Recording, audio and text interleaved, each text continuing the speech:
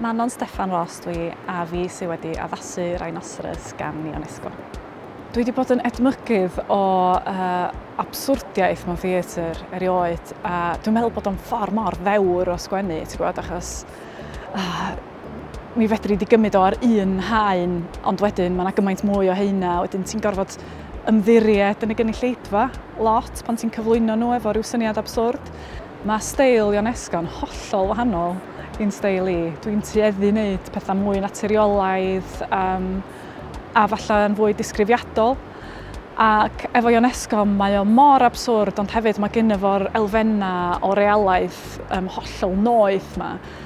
A dwi'n meddwl dyna di'r peth pwysig efo addasu ydy pan da chi'n mynd i wylio Rhinoseros, beth sy'n bwysig ydy mae llais Ionesco da chi'n clywed dim yn llais i, a wedyn dyna ydy'r y peth sy'n anodd a'r peth sy'n hyfryd am orfod addasu theatr.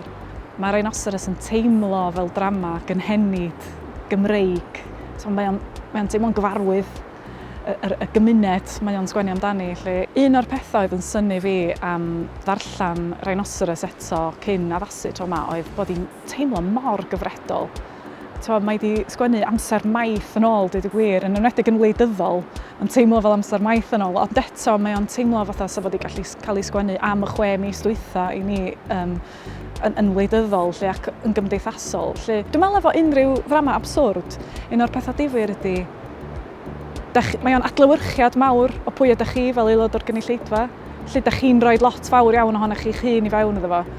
A dwi'n meddwl dyna fydd un o'r pethau dwi wir yn edrych mlaen atyn nhw ydy just gweld yr ymateb. Dwi'n meddwl bod hi'n ddrama hawdd, ond mae gen i hi lot i ddeud.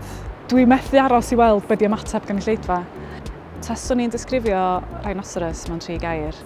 Swn i'n dewis dadlennol, bonkers a grymus. Mi fyddwch chi'n gadael theatr yn meddwl be dwi newydd watchad.